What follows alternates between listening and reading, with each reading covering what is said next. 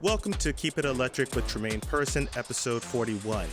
At the time of this recording, the Mariners are in second place in the AL West by virtue of win percentage, essentially tied with the Houston Astros as the Phillies have touched down in Seattle for a three-game set this weekend. The Phils have lost their last four games but still hold first place in the NL East and the best record in the National League. A lot of stars are in town. This will not be an easy series for Seattle, who's coming off of a road trip where they won 4 out of their last 6. This week we saw the trade deadline come and go. General consensus is that it was a rather weak deadline. I don't know. I actually disagree with that take.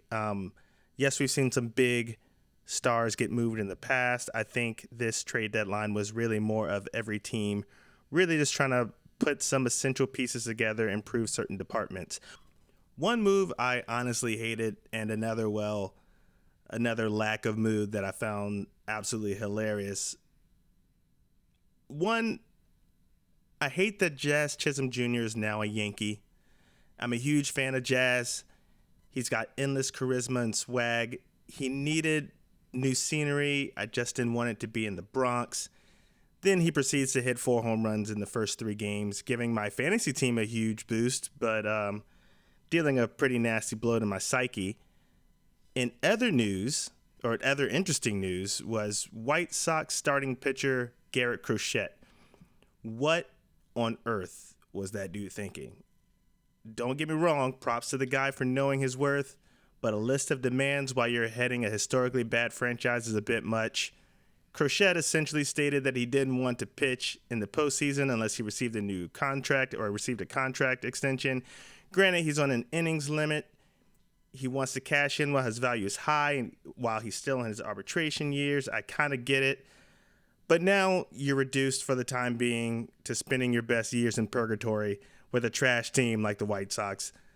They already unloaded some veterans to other teams. You're stuck there with Luis Robert Jr. and some other players that no one has ever heard of. Actually, I think Chris Flexen is still there. But otherwise, have fun. You've lost 17 straight games. Earlier this year, you lost 15 straight. The fans are wearing brown paper bags over their heads, and commentators aren't even calling your games anymore. They're actually just eating catering, wondering when the hell is the next flight out of town. As for the Mariners, they acquired some players of their own. 2 bats making an immediate impact on the past road trip, Randy Arozarena and Justin Turner. They also added Yimi Garcia and JT Chargois to the bullpen. All 4 of those guys were added via trade. We didn't really give up too much. I think, the biggest blow was Jonathan Clase, but adding Randy Arozarena and the outfield depth that we already have, Clase was blocked at that point. Now, both Randy Arozarena and Justin Turner, both of those names have been linked to the Mariners for quite some time, actually. Arozarena for the last couple seasons. Turner was a link this past offseason due to his link with Brant Brown, who's no longer with the Mariners organization. Arozarena is a former All-Star, career batting average above 250, great combination of power and speed.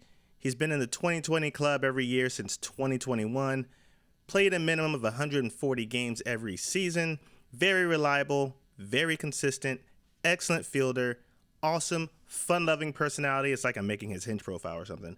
But either way, he checks all the boxes needed in the outfield and at the plate for the Mariners. He has a WRC plus of 112, which sits 63rd in all of Major League Baseball, but puts him immediately at the top of the Mariners lineup in that category. He had a really slow start this season to a point where some maybe thought that he was washed. But he's been red hot the last month, hitting .293 with 5 home runs and 5 stolen bases, bringing his batting average up to .217. He was already hot before the Mariners acquired him, but since joining the club, he's been hitting over .300 with 6 hits in his first 5 games, one being a home run in Boston.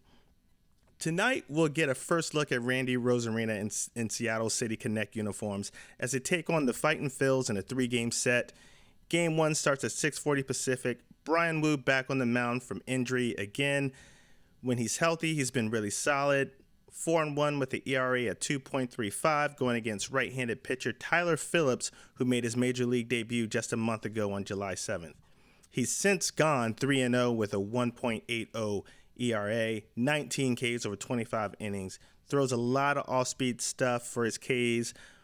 Big sweeper, nice sinker, keeps the ball low to induce ground balls, so the Mariners will definitely have their work cut out for them if they want to get the ball in the air tonight. Thanks for tuning in for another episode of Keep It Electric. See you next time.